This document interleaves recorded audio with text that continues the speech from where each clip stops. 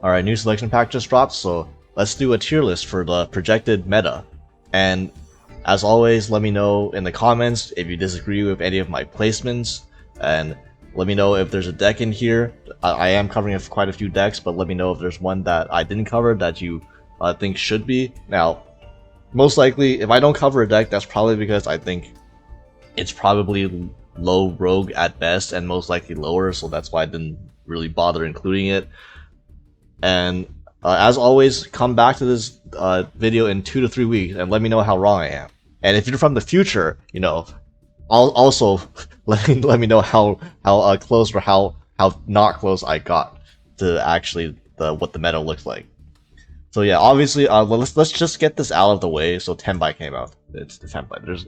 There's not much to talk about how the deck works. I mean, it's literally just 20 plus non-engine, blind second, OTK your opponent off of one card, do 30k damage, to OTK through a Pot of Prosperity, OTK through any board you can imagine. So yeah, this is probably maybe one of the most meta warping decks in terms of Master Duel that we've gotten in quite a long time, like maybe even close to like tier 0. Tier limit Ishizu tier 0 format in terms of like how much it's gonna affect deck building and how you play on Master Duel, just because now one of the best decks in the format and one of the most common matchups you're gonna play is a blind second deck that uses cards like Sang and something that basically make their entire field miscellaneous source, like you can't interact with them. So it's going to affect how people play. Like, you know, there's going to be mirror matches between blind second decks, which are very funny to watch, but not as fun to actually play. And a lot of the tier list deck viability is basically going to be determined by how well is its Tenpai matchup. Can it, when it goes first, can it build a board that actually can deal with a Tenpai push? And if your deck cannot consistently build a board that can stop Tenpai, then your deck's viability is gonna drop. But if you are a deck that has a way to interact with Tenpai still after making its board, such as, you know, having in-engine spell and trap removal is gonna be key just to hit the Sang and something so that you can use your other interactions. And, you know, whether you get hard stopped by I forgot to mention that this is also a shifter deck. So yeah, unfortunately there's not very much you can play around with shifter. Most decks can't really like, if you get shifter, most decks really can't build up any kind of board that will stop them from getting OTK'd. So yeah, that's unfortunate, but yeah, you're gonna hear me reference how well a deck does versus Tenpai a lot in this tier list. So next up, for the other new decks, we do have this is an image. I know it's looks kind of weird in like this square format and not in the actual card, but this is Big Gabonga, and we're talking about Goblin Bikers. So Goblin Bikers is like the opposite of Tenpai in terms of Tenpai has like 15 URs and this has exactly 1 UR that you need, so at least it's budget, and it's a solid deck. This is a deck that has a coherent strategy. It's not like, I know there have been decks released in Selection Packs in the past that are just complete memes, you know, like Pistina, or what was that in that last Selection Pack? It was Gen X, fucking Gen X, right? This is not like a meme tier like those decks. The Goblin Biker is a deck with a coherent strategy in that it is a rank 3 deck, and it has access to all the 3 axes and rank 3 good stuff, you know, like Armored Exceeds, engines as well. You can make UDF with this. I saw like you can end on a few disruptions going first, so it's fine. Like it's nothing special. Like it's not. I don't think that you're gonna really have a good time playing against Tenpai all the time with Goblin Rider, but I mean, for 1 UR, like if you pull this pack at all, you're probably gonna be able to own this deck already, and it's basically free to build for most people, and it's a competent deck. You can totally play. It's like a similar power level to like I would say decks like Valmonica before it or something like that, which are you know, very accessible and functional decks. And it's the theming and like the flavor in this deck is great. Also, you destroy certain matchups that other decks, most decks struggle with. You know, like Pearly, which we'll get to. You get the detached materials from Xyz monsters on either field, and yeah, this the big Noir does not like getting these material detached for the summoning conditions of other monsters. And yeah, next we have Infernoids. So Infernoids are also in this pack. Everyone was upset that this was not Melodious. I feel you guys, but yeah, this support, it basically turns, so Infernoid traditionally was a deck that was pretty much just completely a blind second deck. You know, we ran 60 cards and ran Monster Gate Reasoning, so on and so forth, just try to go second and mill as many cards into the grave as possible and then go over the top with its monsters, because it kind of did not, well, first of all, it struggled to put cards in the grave in the first place without stuff like Grass and like Reasoning and Monster Gate, and then it's you know, you don't really have like very good disruption in Engine, and like you basically have to link spam in order to end on generic stuff. But I mean, you do your monsters cost grave. You have to banish monsters from your grave to summon monsters. So like it was hard to put up like an actual decent board with this going first. So it was pretty much only used as going second deck. What this support does is it essentially gives you options to go first. And you know, the Infernoid Flood, the new what's it called, the new Link, I believe Link 4 monster.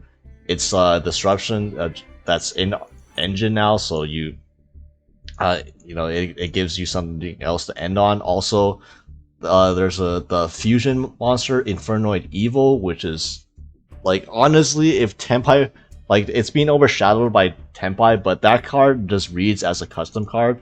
Like you banish an Inferno monster from your graveyard and then send an Inferno monster with different names from your deck equal to the banished monster's level. So imagine you banish a level 8 Inferno monster, then you just get the mill 8. Like, you get a painful choice for 8 cards. Like, what the hell is that? Yeah, Inferno. The thing is it kind of works very well with Snake Eyes monsters, but it would have made more sense if this Inferno cards came out when Snake Eyes Engine was still like closer to full power, because now with like all the Snake Eyes monsters, you know, Poplar and Ash to 1, and you know, the Wanted hit to 1 as well, so now you have less access to that engine. But it's still, I mean, it's still okay. I think this is fine. It might even be arguably tier 3. I'm not quite sure about it myself, simply because I don't have enough experience with this deck. Like, Inferno players tell me if there's more to this than I'm letting on. But yeah, I think it's probably better than Goblin Bikers. It has more options with its board, and like it has a higher ceiling, and you know, synergy with Snake Eyes cards versus, you know, not having synergy with Snake Eyes cards. So that's always a plus. And Ritual Beast. So Ritual Beast. It's a shifter deck. So being a shifter deck, it's, you know, it's obviously advantageous. You also aren't as weak to getting shifted by Tenpai, so that's a positive. But also, this deck, it's a very long combo deck. I'm not gonna lie, I don't know how to do the combos, but you can basically end on a Floodgate, which is Protos or Colossus, and theoretically, Protos versus Tenpai is one of the few cards. It's one of the few things you can do going first that's like completely GG against a Tenpai opponent. Like, they go blind second against you, you Protos call fire, and then suddenly they can't do shit, and then you win the game off of that.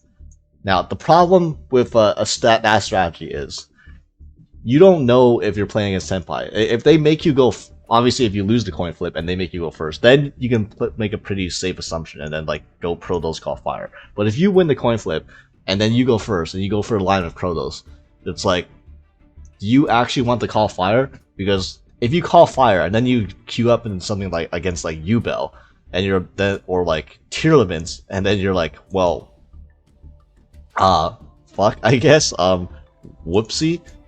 Yeah, that doesn't feel good. Obviously, if you don't want to make the mistake of like Protos calling dark, and then it's like you queue up against Tenpai, and it's like, why would I even playing this deck in the first place? So that's a bit awkward on the Protoss, on what to call out Protoss. So I'm not sure. Maybe like I know people in the TCG, they went for Colossus game 1 because it was just a safer option. At the same time, there is no game 2 or game 3 in Master Duel, so I don't know if people would be willing to just forego going Protoss completely and going for a Colossus line. And also, this deck has like the Unchained syndrome, where like it was successful in the TCG but absolutely did nothing in the OCG. And I don't know if that's because of Maxi or because OCG just didn't really bother experimenting with this. And if it's the former, I can see it, because honestly, it's kind of rough playing into Maxi, given this deck how much this deck special summons in order to like get to any form of interruption. But I think it can Baguska pass at least, so that's okay. And yeah, obviously it has a very high ceiling just because it's one of the few decks that can completely shut down Tenpai going first, among many other decks, because Protoss is very fair. And then it also has it's weird to hand trap. It has a lot of cards that actually give it targeting protection, so a lot of hand traps aren't very effective, and your opponent's probably not going to know where to hand trap you in the first place. So combined with that, you can actually play through quite a bit. I'm not sure if you're supposed to, but that will happen when you play this deck and you know how to play it and your opponent doesn't. Mikanko. So why did I put Mikanko in the new cards list? So first of all, let's go over the ways to play Mikanko. Number one, as a blind second deck, I don't think blind second decks are going to be that great in this upcoming format. We can go over the blind second discussion right now, because one of the advantages of playing a blind second deck is that you were guaranteed to win the coin flip before, and that you always were going second no matter what. Now with what tier 1 deck being the blind second deck, that's not the case anymore. You will lose the coin flip as a blind second deck this format, which is like literally the worst part of playing the blind second deck, because unlike most decks, your deck is not designed to go both first and second. Your deck is designed to go second if you build it that way. That means if you're made to go first, then you just end on like nothing at all. Like even Mikanko, you can end on like an unchartable Huli. Like it doesn't matter. Tenpai will probably be able to kill you through anything a blind second deck can make when it's forced to go first. Which is why if your deck has ways to not play blind second, I might recommend going that route. So Mikanko, right? The other ways to play it are, you can play the very slow controlled Mikanko, pure Mikanko build with like floodgates. You can play the 60 card warrior pile, which combo pile, Inferno, whatever you want to call it, the war crime deck, or the new support that Mikanko got, that Mikanko uses better than most decks, is Ken and Gen. Essentially, these are cards that summon a monster to your opponent's field, and what you can do with that is you make. I have a video showing you how to do this, but you make an Acid Golem, which are also level 3s, and then use Transverser, give your opponent an Acid Golem. And now Acid Golem, if you don't know what that card does, it says you cannot special summon. So you give it to your opponent, and then you floodgate them out of the game. Yeah, I know Jalgan and Ibli just got banned, but we got something new to replace those two. That's arguably even more toxic. And with also like this isn't even the most toxic thing about Ken again, but the fact that you're giving your opponent the monster means that your opponent is triggering an effect against you, and your opponent is making you draw 2 and discard 1. And that also makes Tactics and Thrust live on your first turn, and it makes the good effects too. So you can use Tactics to actually search a spell and use it on the same turn, or Thrust to search and use a spell on the same turn. And you basically have access to 6 copies of Forceful Sentry on top of giving your opponent an Acid Golem. So you lock them out of the game, and then you also hand rip them if they hand rip any outs they possibly have. So yeah, that's Mikanko. At the same time, it's like there are other decks, there are other Wombo combo decks. There are like better combo decks than the 60 card Mikanko, and as much as funny as the Gen and Ken Acid Golem lock thing is, that is more one-dimensional and vulnerable to disruption. So with the amount of non-engine that Tenpai runs, oftentimes you won't be able to get that far in the first place. So it's alright. If you resolve it though, I mean, you're probably gonna lock your opponent out the game though. And yeah, onto like the best decks of the last format and the some decks hit by the ban list, Yubel. I have a feeling Yubel. There's a good chance Yubel is still going to be the best deck, simply because it has sort of a decent Tenpai matchup. So, you fan of Yubel went to 2. It is a relevant hit. It means that you have to use Rage or your Throne to recycle your Fan of Yubel out instead of recycling another card like a Spirit of Yubel or like adding a Shavara back to hand. So it hurts very, very slightly in the grind game. But you will have access to Phantom at all times if you still play it properly, though, just because your engine recycles Phantoms. You just won't be able to recycle other parts of your engine. Yeah, the reason Phantom of Yubel has like a decent matchup against Tenpai in theory is because Phantom of Yubel, again, is one of the dumbest cards in the entire game, where it doesn't negate effects. It changes the effects of your opponent's effects. So even if your opponent is under Sangan and their monsters are unaffected, Phantom Yubel can still quote unquote negate your opponent's Tenpai effects and then use them to just change them to pop a Yubel monster, and it still essentially negates them. So your negates still go through. And if you're playing and if you get to your end board and you have Phantom Yubel on the field, you're probably still gonna win against Yubel, unless they're playing board breakers. So if your Tenpai opponent is playing hand traps and you play through the hand traps as a Yubel, then you're gonna win if you get through your board. However, if they're playing a lot of board breakers, and board breakers especially like Raigeki or Darkhold that a Yubel is more weak to, since we don't have Phoenix cards that doesn't have Omni negates yet, then Tenpai can actually break Yubel's board. So it depends on the build the Tenpai build that you play against. But yeah, against every other deck, obviously Yubel is still the best deck out of everything else. So it's either Tenpai or Yubel that could be argued to be the best deck right now. That's up for debate. And then Fire King Snake Eyes. So Fire King Snake Eyes did get hit by the ban list, but I mean, I've discussed this before, but you literally only lost 2 cards from most Fire King Snake Eyes lists, and Poplar going to 1 in Fire King Snake Eyes is not as big of a deal as in other variants of Snake Eyes. So it's still going to be, in my opinion, tier 1 and a top 3 deck. And Fire King's Disruption has plenty of removal for Sangan summoning. Fire King's entire board is based on destroying and removing cards. So you're not going to have to worry about Sangan as much as other decks do. So it's still fine, and it's still plays through hand traps decently. It's it's all 90% as good as it was pre-balance. It's just arguably not as good as the top 2 decks. But I mean, it's Fire King Snake Eyes. It's even after the balance, it's basically plays the exact same as it has for the last 3 months. What doesn't play the same is Pure Snake Eyes. Pure Snake Eyes is, I don't even know how you play Pure Snake Eyes, because this deck relied on Poplar. You need to run 3 Poplar in Pure Snake Eyes just to work. And for some reason, we don't have Snake Eye Diabellstar yet, even though that's supposed to come with the Snake Eye Diabellstar is part of the Goblin Biker lore. I don't know why we don't have that card yet, so we don't even get any new support for Snake Eyes.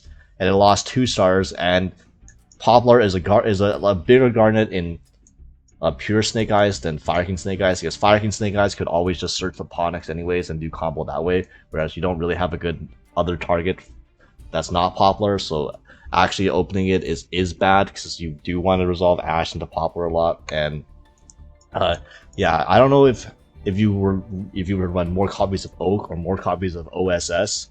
Neither of those are ideal, because neither of those are 1-card combos, and they require more investment and play worse in the hand traps. So yeah, if you still open, obviously if you don't draw Poplar and you still open your Diabellstar and your Bonfires, then it's gonna obviously the deck's gonna be the same. But consistently doing that anymore, the deck was already inconsistent before with the hits, the Snake Eyes, and now it's you're bordering on super heavy Samurai levels of consistency in terms of the lack of stars you have. And tier. So tier, I'll cover the 2 different versions of tier. The 40-card tier list, and the horse is going to represent the 60-card tier list. So 40 card shooters, I think it's mostly going to be the same. Now, tier, funnily enough, got hit most on the ban, or got hit hardest on the last ban list compared to Yubel and Fire King, but you know, in 40 card tier, you're not as reliant on like, you know, doing stuff like Rainbow Bridge and Curious to like dump the Rainbow Bridge and Privy Karmas to search Purple Rhino to get your engine going. You're just playing tier normally, and if you happen to draw Purple Rhino or you happen to mill Tribute Karma, that's cool, you get Purple Rhino. If not, that's fine, you just play tier like normal. And tier's end board is very layered. Tier has an end board that has a chance to stop Tenpai even through Sangai Summoning, because you do have spell and trap removal. Like you do have engine spell trap removal in the Heartbeat. You also have an in archetype counter trap. You also end on negates. Like Baron is pretty common, so you have ways to neutralize Sangai Summoning. You play through a lot of hand traps as well. Like Maxi, you don't care about as much. However, Shifter, you definitely do. Sometimes Infirm can hurt, so yeah. But Board Breakers, you're very resilient against Board Breakers if they're playing that build. So yeah, it's solid. It's still solid even with the Pro Rhino ban. Now, what's not as solid is the 60 card builds. 60 card builds are the ones that relied on Pro Rhino heavy.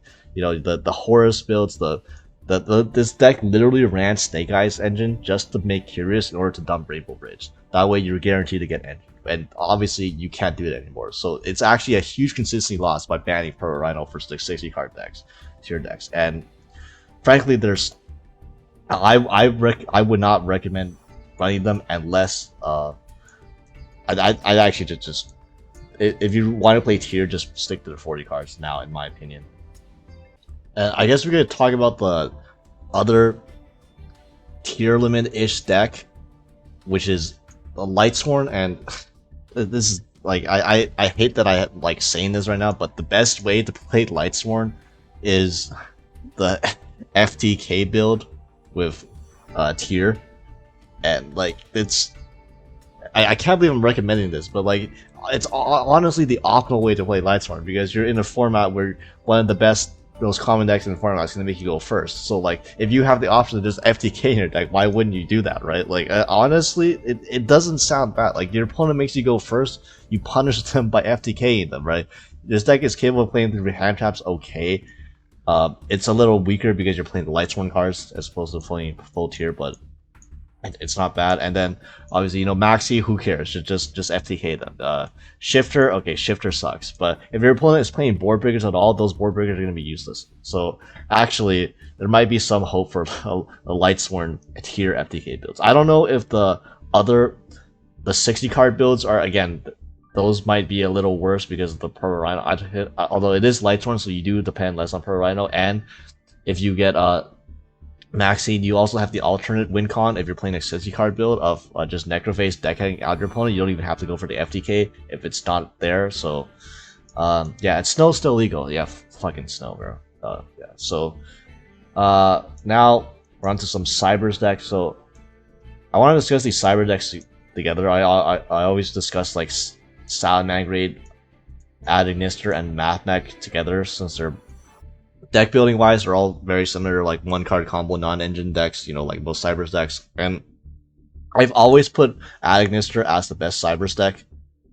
Now, though, that might not be the case anymore, simply because the Ad Ignister board is a lot weaker playing into Tenpai than the other two, simply because of Sangan Summoning. The Ad Ignister board is generally Dark Fluid, and then 2 Firewalls plus a Heat Soul that drew you 2 cards. The problem with that is none of those are hard spell and trap removal. Yes, technically Firewall Singularity can bounce spell and traps, but you know, Sangan Summoning is not a hard once per turn. You can just if your Sangan Summoning gets bounced back to your hand, guess what? You just play Sangan Summoning again. The bouncing effectively doesn't really do much at all. So yeah, I don't know if there's a way to weave Terahertz into the Ad Ignister end board, because the first turn 1 Ad Ignister combo goes through 13 extra deck cards already, and the Terahertz package takes like 3 extra deck slots, so the math ain't kind of mathing right there. So not actually sure on the viability of Ad Ignister specifically, I don't know how you're gonna have to deal with the end board now, because it's matches up not as well into the one of the best decks in the format and the best pack deck from the new set. Meanwhile, Mathmech is actually, so I think Mathmech low-key got a pretty decent buff from this format, because Terahertz is insane against Tenpai. So Terahertz, if you didn't know, Terahertz has an effect where it negates the effects of all your opponent's monsters in the battle phase, which obviously against Tenpai is fucking cracked and basically auto wins the game if they can't out it. And it's not like Terahertz is not an easy card to out either, because it gains attack, so it goes up to 8k attack. So the 8k is actually quite difficult, you know, to run over. Who'd have thought? It also provides you a spell and trap negate, so it gives you protection that way. You can also use it to like negate Sang something as well if you're scared. It's not by itself. If you made it using a Firewall Defender actually gives all your Firewall monsters destruction protection, so it can actually save your Terahertz against board breakers as well, such as Dark Hole or Raigeki. And obviously you have the super factor of backing up the Terahertz, and it's really hard to deny Terahertz, since literally any 2 Cybers monsters get into Terahertz. No matter how much you hand trap Mathmech, they can still end on Terahertz with like 1 circular and like any crumb from their hand. Like literally normal summon a hand trap, go into Almirage, there's your Terahertz right there. So yeah, the fact that it's very hard to stop them getting Terahertz, and that when Terahertz hits the field, it's like a pain in the ass for Tenpai just by itself. It's yeah, it's actually it bodes well for Mathmech, I'll say that. And you know, the decks that Bistios are good against got a bit worse this format. I mean, and the decks that Bistios aren't good against, you know, Tenpai are popular. So yeah, shouldn't expect too many Bistios either. Although Tenpai does run Bistios because it does have room for them. You know, why not? But that's like one of their better answers against you trying to go into Terahertz. That's the Mathmech player. And then Salad Mangrate. So Salad Mangrate, it's okay. Now that Fire King isn't that, probably shouldn't be as played as much, even though I still think it's good. I think Salad is fine, because the Fire King matchup was really bad, and the Yubel matchup is also honestly also not that great. But you do end on a counter trap, and you do end on a rage, which is that should be enough to if you set up your board, that should be enough to let you handle the 2 Sangan summonings that Tenpai have. And your monsters, you have Balinks in the grave to keep your monsters alive. You're also like, you don't really care about droplets because your disruption is from the back row mostly. So yeah, destruction-based disruption is actually good now, just because it allows you to hit the Stag and something from Tenpai. And then that lets all your other disruption, all your other hand traps actually do things. So Branded. Okay, I might be a hater here, but honestly, I have not been impressed with Branded recently at all. It like kind of underperformed the last Duelist Cup. It underperformed during the World Championship too, when like everyone is playing either Tier or Branded, and then as like one of their decks, and then the Tier decks did way better than the Branded decks. And I've said before that Branded just feels like a less consistent Tier, in my opinion, that's like sometimes more vulnerable to hand traps. It's yeah, I think it's notably a step down from Tier, even with Rhino banned. And I don't know if it's enough to justify it in Tier 2 or Tier 3, because it also doesn't have, as you know, it's for some reason it doesn't even have Jalgan anymore, so it doesn't have the Sanctifier targets now is like Christia or stuff like that, which are things that are vulnerable to board breakers now, so you don't have to auto win lockouts as much, and you do have spell trap removal. Like you can't go Borlo Furious, and you can't go with Chimera to deal with the Sangan summonings, and so that way your disruptions still go through. So I think Branded is still okay, but it feels worse than, like, it feels just like a worse and less consistent Tier in my opinion. It performed like that as well in like the Duelist Cups and stuff like that. So Dragonlink, it got 1 Chaos Space back. So now it has 3 Chaos Space, so that's nice. Now the thing is, I think BISH shield. The problem is this deck is heavily based on how good BISH shields are, and I think BISH shields got worse because BISH shields suck ass against Tenpai, and yeah, that's that's not the greatest in my opinion. Yeah, does not have the best Tenpai matchup in my opinion. Also, your end board can be weak to Tenpai. Sometimes it's a liability. Like so Boral End is weird against some decks. Like against Fire King Snake Eyes, you look at a Fire King Snake Eyes extra deck. They're like, how do they outbarrel Boral End? And then you play against Yubel, and it's like this Boral End is a liability because it's just gonna I'm just gonna get attacked 3 times and I'm gonna die. Against Tenpai, the Borderland, I don't think the Borderland can save me. Maybe if they Prosperity, the Borderland can save me, but they can OTK past. I think Tenpai has the ability to OTK you past a Borderland on the field anyways. So, yeah, he doesn't have that many spell trap removal to deal with Sagan. Like, obviously you have the Borderland Savage Dragon, and if you really want to, you can make an IP Masquerena as opposed to making something like a Spheres or a Borderland End Dragon just to potentially have more else to Sagan something. And yeah, there's also Branded Beast, but not every build runs Branded Beast, and that card is a little bricky. So yeah, it's yet to be seen. But basically, I think even though this deck got better by the balance, I think the format hurt it a bit more just because the Tenpai being introduced, and more there also, yeah, there's more Shifter in the meta, and this is one of the not a very good deck against Shifter either. So yeah, speaking of Shifter, Cashier. So why don't we talk about the other Shifter decks? Now that there's like 2 more Shifter decks in the format in terms of Ritual Beast and Tenpai, and in my opinion, these are better than all of the other Shifter decks we've had previously. So those goes for Cashier, Vanquish Soul, and Floowandereeze. And yeah, Cashier, I've been basically, because there's 2 better Shifter decks, I don't think I think all these other Shifter decks do fall down a bit on the tier list. Especially Cashier, I've lost a lot of respect for Cashier after I played against Cashier with Fire King Snake Eyes in the Duelist Cup, and I got shiftered 4 separate games from Cashier, and I won all 4 of those games with Fire King Snake Eyes after getting shiftered. So yeah, this deck very hard to get to a Rise Heart when you get hand trapped a lot. And I also, okay, so actually I'm gonna put Cashier here. How the hell, I'm thinking about it right now, how the hell does Cashier beat Tenpai? Like, in what way? Like, how does that ever happen? Because if Tenpai is playing hand traps, you never get to a Rise Heart, and if you don't get to a Rise Heart, like, you're never beating Tenpai.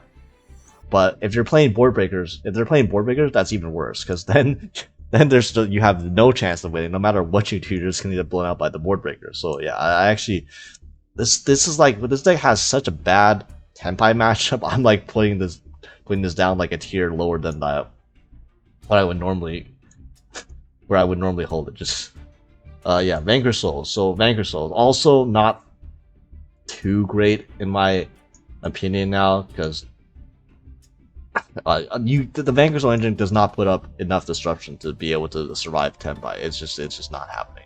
Even if you don't care about the hand traps, like, they don't care. I'm not sure Tenpai cares about anything you do as a Vanquish Soul player.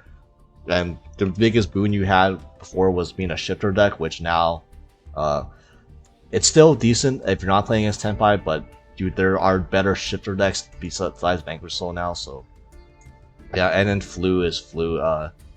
It's like less consistent Cashier. All of these 3 shifter decks are also like somewhat inconsistent in their own way. Like, one, like, if you don't have access to Raisin, your deck doesn't do anything. If you obviously we know the Cashier consistency problem, and then we know the Flu consistency problem too.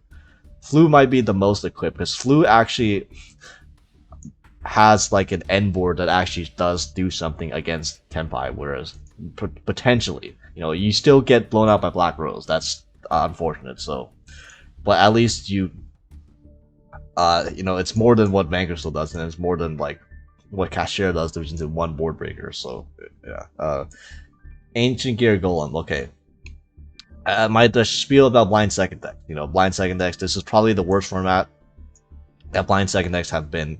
That's been in for what? This is probably the worst format for blind second decks in the history of Master Duel right now because of Tenpai. So yeah, just put it back there. And I guess I'll cover the other blind second deck. It's Striker. A Striker also strikes me as, sorry for the pun, but how does Striker beat Tenpai? Like, you're definitely not beating Tenpai when you're going first with Striker. This is not really happening. But going second, like, how do you beat Tenpai? Like, yeah, they will end on Seal's Pass. You do your Striker stuff. You proceed to not kill them, okay, and then what? I'm not sure how this matchup goes. It doesn't seem, you might have to run like more specific tech, specifically for Tenpai, which I'm not sure what that is.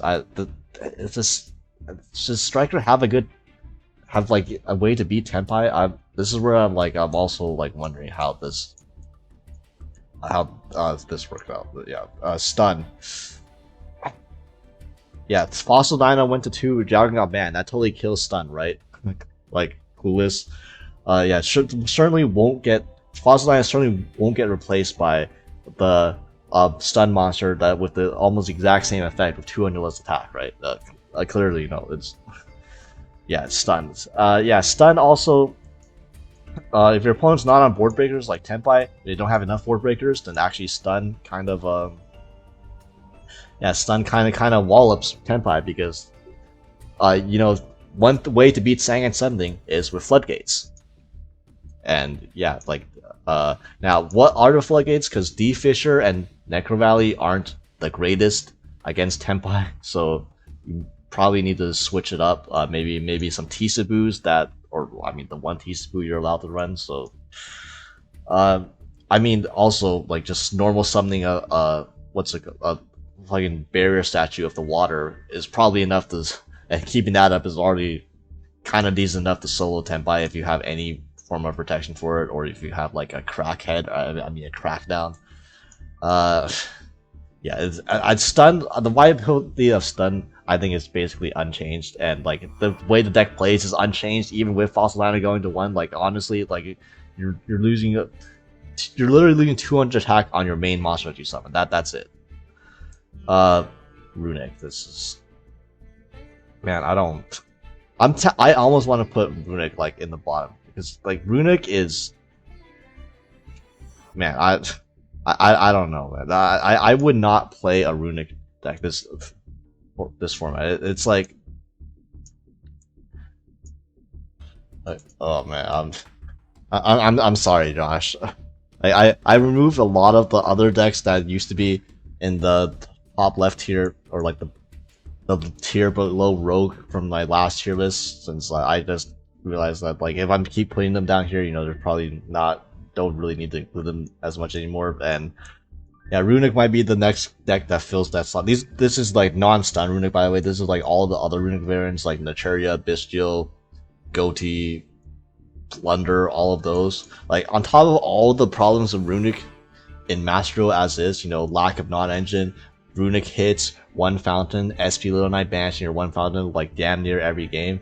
All of those issues. Now it's like also how do you beat Tenpai, because you have to like live against Tenpai twice, because like even if you stop them, you probably use Runic cards to do so, and then it's like okay, so you can't end the game that turn. Then you have to live, then you have to pass back with them, and then live another turn, and then keep going on that cycle. I don't know. I feel like Tenpai has the advantage in terms of like one card combos to kill you versus you have disruption to try and eventually find a battle phase to actually be able to end the game instead of just constantly using Runic cards and then like trying to stall the game. It's like yeah, in my opinion, if you're playing one of those versions of the decks, you know, like Naturia or Goatee or Plunder or Generator, maybe look for a different version of those decks to play that's non-Runic for this format.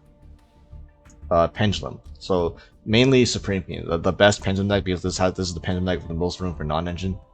It's actually fine because we have access to all the generic stuff in Master still. We still have Appaloosa, we still have Baron, we still have all of that stuff. So unlike you know, like something like Cyberst, you have an end board that actually can deal, that has lots of multiple interruptions and can deal with Sangan summoning consistently if you get there. Obviously you have to get there, but like at that point, like you're playing through like your engine versus hand traps, or your engine versus resilience versus board breakers, which I think this deck is a bit better against board breakers just because you have access to all the omnis still in Master Duel. Now, Rescue Ace. This was a deck that last format I think was a top 5 deck in the game. It was basically Diet Fire King, but like Diet Fire King is better than 90% of the decks in the game, easily.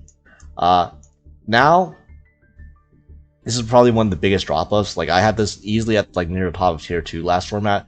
Now it's like, I don't know about Rescue Ace. The main problem of Rescue Ace is, so the Rescue Ace end board generally is your 4 Rescue Ace spell traps, which rescue the 2 contain and extinguish and like emergency, so that will eventually that also lets you get Preventer on the field, so you have like a Book of Moon, then you have like a 4 material Appaloosa, and then eventually you even have Princess Engrave, and then you have like lots of non-engines, so it's like you have a lot of interruptions.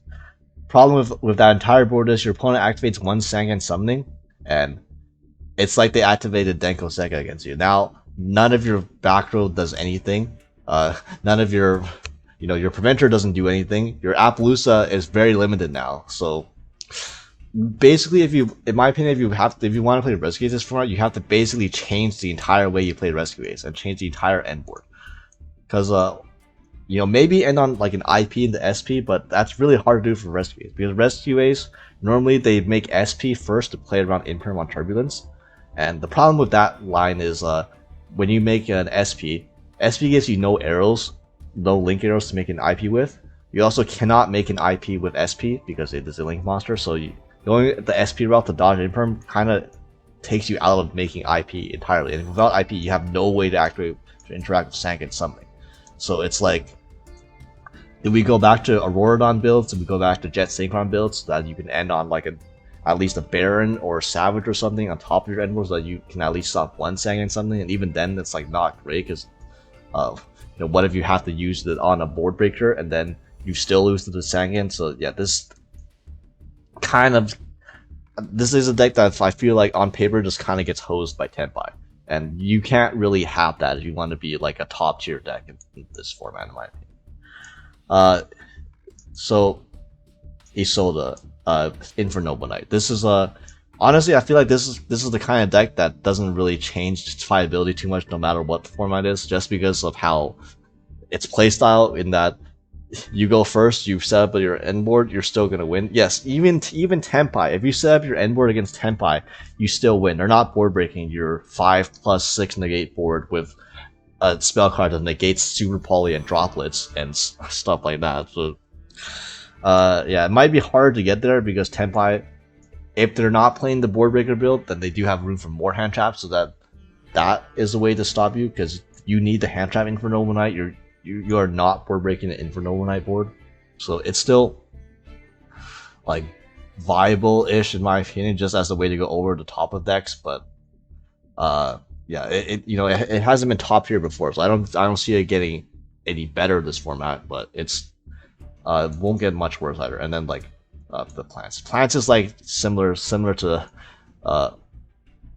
the Inferno Knight. You just go over the top, and especially if you go for the 60 card builds, which might be more justified over the 40 card builds in this format, just to get a better end board and be able to play through more hand traps versus Tenpai. Because if you get to your end board versus Tenpai, you can do things that also invalidate Tenpai, like Cactus Bouncer, more special summon floodgates. Whoopee, I love it. Also like Rose Whip plus Regulus also shuts them down, because now you Regulus their first Sangan something, and now Rose Whip prevents them from activating the second Sangan something, and then you're fine. You got enough destruction for everything else. But yeah, going over the top Wombo combo OTK or pseudo FTK board decks that may or may not struggle going second, and that's not as much of an issue this format if you're just putting play against Tenpai, and then they're gonna make you go first all the time. And yeah, so actually let's talk about Lab. So Lab, I think Lab for the longest time, like for 3 months, Lab has just been getting worse and worse, because The Fire King Snake Eyes versus Lab. One of the most sorry. Fire King Snake Eyes versus Lab. One of the most lopsided matchups in the game.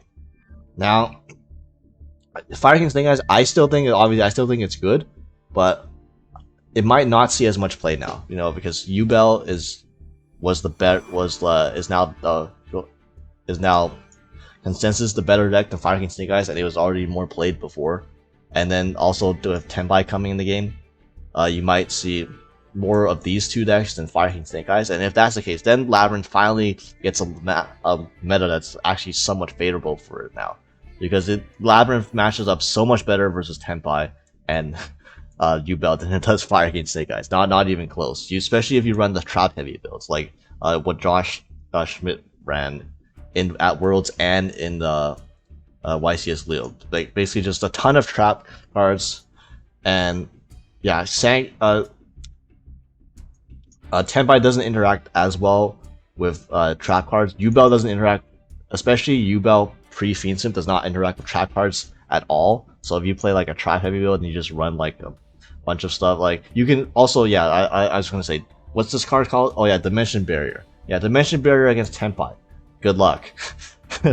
This deck can search it. It can also trap trick it. So yeah, good luck, Tenpai. You want to go for a Zelandis OTK versus the other 4 back row in your back row that Lab has. Yeah, good luck. Also, Lab can play floodgates like Power Sing Stone and Skill Drain, which also do stop it too. So Lab is like one of those decks that has, and obviously when you're playing against Tenpai, you're always gonna go first. So a Lab doesn't have to worry about being a trap that goes second, because you're gonna beat.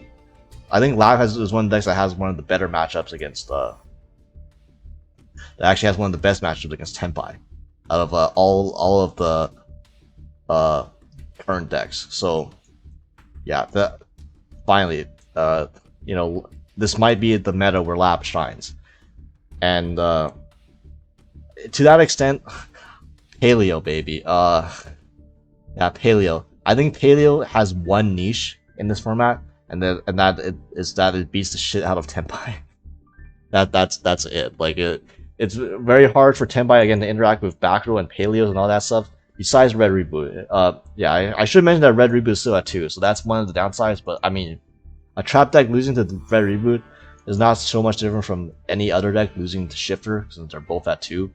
But yeah, if you don't get a Red Reboot off Paleo, I don't see how you lose versus Tenpai, because you can just infinitely stall them. You have the fact that Paleo already ran cards like Wabaku or Threatening Roar just as part of its engine normally is hilarious to me. Rise to Full Heights also completely shuts down Tenpai from killing you for a turn, and you just outgrind them. If they can't kill you and they can't interact with your back row, like what are they gonna do, right? So yeah, Paleo. You're gonna see Josh stream this deck a lot versus Tenpai, and it's gonna be hilarious watching them run face into all of your back row and all your Paleo monsters and not be able to do a goddamn thing to them. And so the Sprite variants.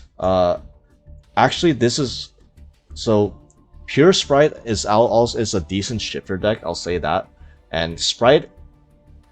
No, even though the Sprite end board is kind of innocuous, Sprite has the Sprite end board is actually, sorry, I'm putting Labyrinth above Mathmech now just because of I think it's slightly better versus Tenpai than the Mathmech is. And then what was I talking about? Oh, yeah, Sprite. So the pure Sprite build with Shifter and like all that stuff, even though the Sprite end board is probably one of the weaker ones in terms of like, you know, as far as end boards go, the fact that it can end on a Carrot and IP into SP and the Smashers, you have like 3 different ways to do a Sangan summoning, which is actually more than most decks do. Even though you only have like 4 to maybe 5 interruptions at most on your end board if you open a good hand, the fact that most of your interruptions can answer Sangan is kind of huge, because then you can still, like, having a way to deal with Sangan means that your other interruptions actually go through.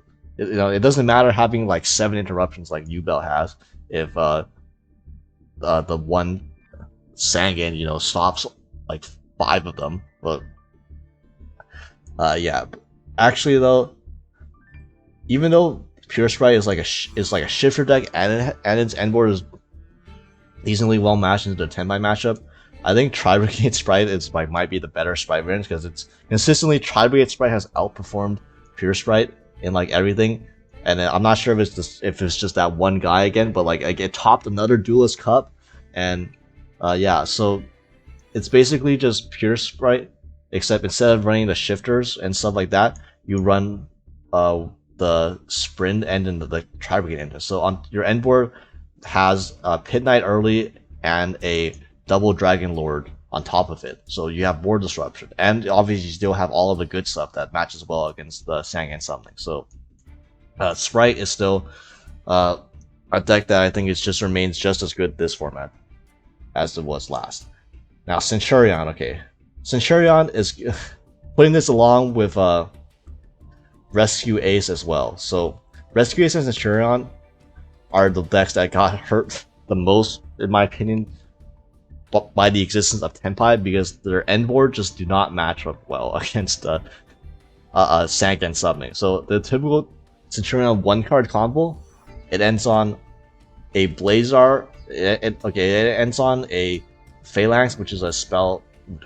What am I saying? It's a monster banish plus stand up with 2 names in your backer, which lets you go into Blazar on the first action. Unfortunately, if your opponent goes first action Sangan Summoning, your Phalanx is dead. All your hand traps are like, if they're not like Ogre, are a lot less effective, and your Blazar, you can only make Blazar after they already have the Sangan Summoning on the field.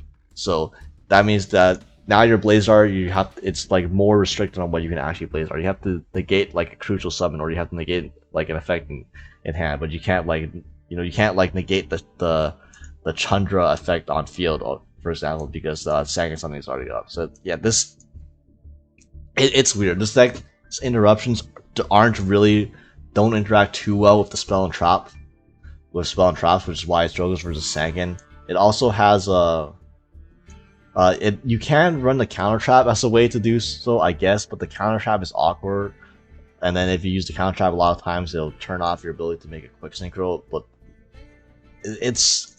I mean, there's a reason people don't run the counter trap right now, like pre-Tenpai, is because it wasn't that good. But I don't see it. I mean, that might be needed just so you don't auto lose the Sangan, but like it doesn't feel good to like having the first action use the counter trap, and then now you don't have a way to quick synchro because you used up too many of your monsters in the spell and trap zone for the counter trap. So yeah, I see Centurion dropping a little bit just because of Tenpai coming out. Now, a deck that I actually think is pretty decent and matches well into Tenpai, and like technically you can say Voes' Voice got hit by the ban list because Jousting got banned, but I mean, let's be honest, Jousting was not the reason Voes' Voice was good, or that it was playable. And Voes' Voice matches well, in my opinion, against Tenpai because of it can make Pendulum Graph Magician, and then Pendulum Graph floats into Meteor Burst, and then you have Meteor Burst with Barrier Protection, which is again very good against Tenpai, because if you don't out the barrier, or if they don't out the Meteor Burst, they can't kill you because all their effects in the battle phase, they can't use them. And then the fact that you have barrier protection on top of it, and they can't even run it over, and then do stuff after running it over is like pretty big. Then you Voes' Voice is good as playing through hand traps, even against the shifter.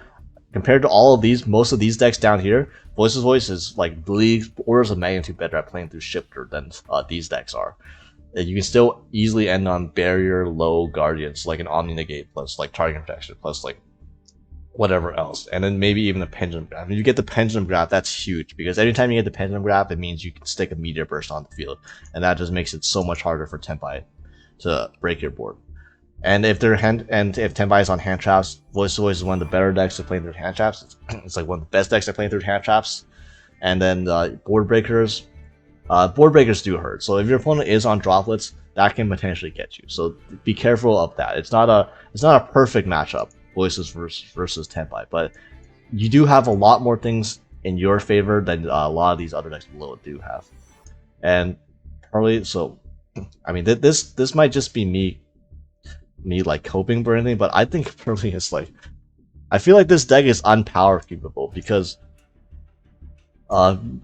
its main game plan, which is literally draw 4 to 6 cards during your opponent's standby phase, going into a towers with like 3+ spins, and then drawing, and then like dropping Maxi them on, and then like drawing into Maxi and then dropping Maxi on them during their turn. Like the game plan will never not be good as long as Maxi is legal. Drawing 6 cards and dropping Maxi on your opponent, like that's just how it is. Like this deck is good. Now I don't know if people are gonna be running Kaijus or not. If Tenpai runs Kaijus, that'd be very funny because I don't think Kaijus are very good against anything except exactly Pearly. So that would mean that they were running Kaijus mainly for Pearly. I don't know if they would do that, but if they don't, then X Pearly Gnar is a huge pain in the ass because Gnar can just constantly spin Sang and something so that your hand traps go through, or you can just not do it and then they can't. Well, I mean, they do have ways to out the Gnar if it's the Gnar doesn't have like stack defense and they can't run it over eventually. But that's where spinning and Gnar's quick play remove effect comes in. You can it always goes off because you can always just spin back to Sang and something first, and then per X for Gnar their monsters. So I think this deck is fine. Just try not to play against Goblin Bikers. Goblin Biker Gnar, or Goblin Biker versus Pearly is like a terrible matchup for Pearly. So if you can dodge the Goblin Rider matchup, I think you'll be fine if you play Pearly and you're good enough at the deck. Raid Raptor. So I don't know, man. It's theoretically like, yeah, I think it should be better just because it's like, you're playing, this is a towers deck and your opponent's making you go first, so that's nice. Yubel still sucks. I feel like the existence of Yubel just makes Raid Raptor just not like, why can Yubel negate your towers of decks? Like the matchup is so hard, and then you put like a huge monster on the field that basically just kills you in 2 Yubel attacks. And like, I don't see the Yubel matchup, like I don't think Yubel going to the 2 Phantom Yubel, 2 Spirit Gates, and 2 Dark Beckoning Beast is enough to tilt the matchup in your favor, in my opinion. And yeah, that's honestly, it might be okay against Tenpai because you do have a negate, and then you do have towers they have to get over. Problem is they can't get over them because they can just boost their monster attack. But yeah,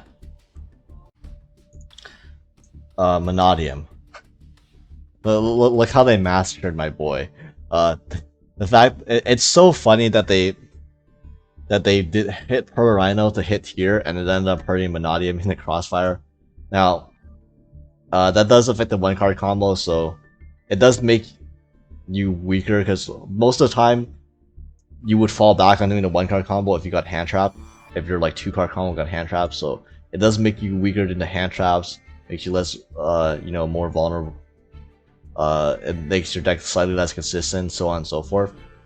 This deck is still, in my opinion, still decent because you still end on a board, and your board is one of the few boards it's like Inferno Knight and Lance. Like, your board when fully resolved, it's enough to beat Tenpai. Even no matter how many board breakers they have, your board is enough because you're getting like two Omnis plus, and then like a bunch of other stuff, and then you can always deal with the Sang and summoning, so your negates are always live. So still good at going first, and then this end board is good enough to justify being Tenpai. It's just this deck got nerfed, and it already wasn't like, it was like barely above Rogue, if at all, prior, and then it just got hit in the crossfire, so it's probably probably can't justify being much higher than this.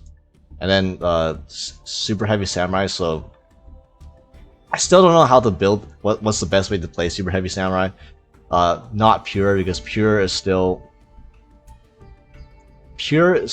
feels really inconsistent. That's the word I'm looking for. It's inconsistent. You still don't have very many starters. Now, there actually is a again merit to playing this, because if you're made to go first, Super Heavy Samurai way better at going first than going second. Still one of the scariest decks you can face going first when it goes first. The fact that you have an FTK option that literally was played at Worlds is neat for Tenpai, because when Tenpai makes you go first all the time, there's just like a certain number of games where you can just FTK your opponent and never pass it back to them. So yeah, punish going second decks that way. Also, I mean, your board is a pseudo FTK. Every 6 Super Heavy Samurai build ends on the pseudo FTK board when going first.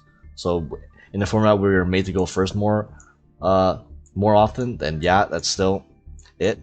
It's just, you know, you do lose to Maxi, unlike the Lightsworn variants, and you have a lot less starters.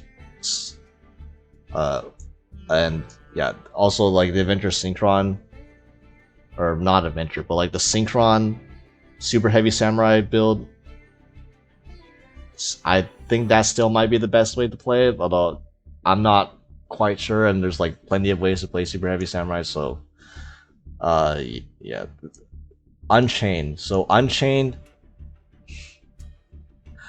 here's the thing. So majority of Unchained decks are just Yubel decks in disguise. They're like a lot of them are like playing Samstar and Eagles. They're playing like a Yubel engine, and then they're using the Unchained cards to like make Shivar. I don't count that. I mean, I'm talking pure Unchained. Like, I'm talking you're actually going into your Unchained traps in Aruha and like ending on multiple Unchained monsters and then like a Caesar and stuff like that, and not Phantom Yubel. So in that sense, I think Unchained is still okay. Granted, it's pure Unchained is actually not the worst against Tenpai, just because you have ways to pop Sang and something, because that's what your entire deck does. But also, it's like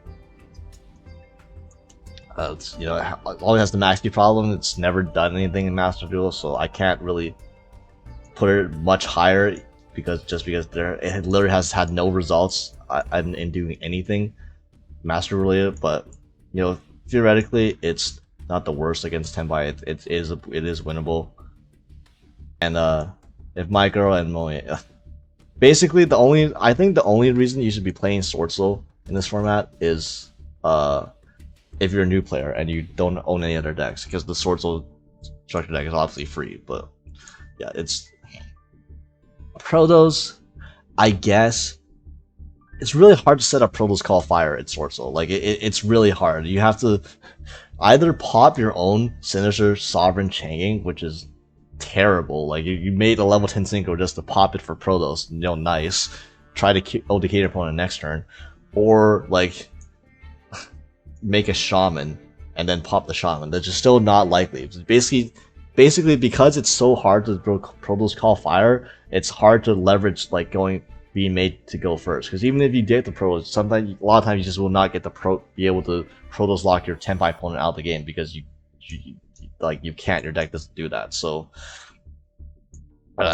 yeah, and like obviously if you can afford it, you know, Ritual Beast is a better Protos deck. So yeah, I've been yapping a long time. Thanks for watching this all the way. And again, let me know if you disagree with anything, and let me know other decks that I did mention here too. Alright, you know what? This video is way too long already anyways, and I just realized that I forgot to talk about a couple decks that are relevant in regards to either the ban list or the new pack. So yeah, before you guys jump in the comments at me about it, first of all, Thunder Dragon. Okay, so Thunder Dragon. Obviously, big news with Thunder Dragon is that the Colossus went from 1 to 3, and other minor buffs like Gold Strike from 1 to 2 and Chaos Base from 2 to 3. Would Thunder Dragon even run 3 Chaos in pure? I don't know. I haven't seen what a Thunder Dragon deck looks like in a long time, because this deck has been non-existent so far. So I guess that's the reason why they put it to 3. And I'm gonna be honest with you. So Colossus is a good card. No, don't get me wrong. It actually does quite a lot, even against Tenpai. But I'm not sure it's really the second and third Colossus that get you there. Because if one Colossus is already decent, then how much does the second and third one really add, right? I guess I heard somewhere before that you can actually use Colossus at link climbing now because it's at multiple copies. I don't know why you would use it as link. Wait, that doesn't even make sense because you're using one link material to make a Colossus and you're just linking the Colossus off. That what? Yeah, I don't understand that. But you can end on multiple Colossi. Is that the plural? And not exactly sure what that plays around. I guess it plays around having multiple Inperm and like top deck Inperm or like niche scenarios. Or I guess if your opponent is on Subversion and they could go like special Black Witch set Subversion and then having the second Colossus would play around that. But I mean, it's like very niche scenarios. Like most of the time it doesn't, having the second one doesn't really add a whole lot compared to the first one. Maybe Fenrir too, although Fenrir is like already limited and like Cash isn't exactly the most common deck, but yeah, the gold Stark I don't think is that relevant. I mean, it is a consistency card, but it's just literally one extra copy of like a starter. It's fine, doesn't matter, and like doesn't really matter too much. And Chaos Space is, I don't even think Chaos Space is a starter. I think it's just like it adds extenders for like your, if you already have a playable hand, then that's a good extender, but it doesn't, obviously it doesn't get you your Thunder Dragon engine going by itself. But yeah, and this is also a deck that uses Bestials when, again, Bestials are kind of weird in this format. They're not exactly what you want to see versus Tenpai. And even against Yubel, maybe I didn't mention this before, but like Bestials aren't actually that great against Yubel. They're like probably, compared to like the normals, like staple hand traps, like Valor, Inperm, Ash, all of those are way better than Bestials against Yubel, because by the time a Bestial is live against Yubel, they're like, most of the time they're gonna have a Phantom up already. So like those other hand up are good because you can hit them early, whereas Bestials don't, kind of need to pair with another one to even have the Bestial do work in the first place. So it's just kind of weird in that matchup. And then like obviously against a lot of other matchups up here, it can be good if you play against these, but against what I predict to be the better decks or the more common decks like Tenpai, they're not that fantastic. And then like there's a non-ninja space and Chaos and like Thunder Dragon, which doesn't really have that many. I'm not sure. I see a lot of Thunder Dragon builds combined with hybrids, and obviously if you're playing hybrid builds, you're like going above 40 cards, and you're also have even less non-ninja space. So I think it'll be interesting. I don't think it's gonna change that much. If anything, it's gonna get more people to play Thunder Dragon so that it, it might be more represented. I don't think the deck got significantly better, but the deck isn't like badly positioned. So like it's should probably see more play than it has before, which was absolutely zero play. But yeah, I don't. It's not. It's more so because like I guess people would be more interested in playing the deck, not because the deck got really that much better for the ban list. And then the other one, this is a little more niche, but it's Dark World. So the reason I'm putting Dark World, I'm mentioning Dark World is because it's Ken and Gen basically. So Ken and Gen is like a wet dream for Dark World players. Like you're telling me I can normal summon a monster, give my opponent a monster, and then make me draw 2, discard 1. Like if you resolve that, you're gonna win the game. So yeah, and another thing about Dark World is that it's a solitaire deck, so it's one of the matchups, it's one of the decks where it relishes going first. So when you're going second against Tenpai, or when Tenpai makes you go first, then you can probably gas through most hand traps that aren't Droll and Shifter. Like Maxi, you just deck him out, or you try to deck him out. And yeah, you make a Unbreakable Board. Again, Silva is banned, so that's you don't have the easy auto win win condition combined with Ken again, where you like discard three cards and like loop Silva and all that stuff. But I mean, you're probably building a sufficient enough board to win, because all the generic negates are still legal in Master Duel. So you have all the Appaloosa and stuff like that, and then Grapha is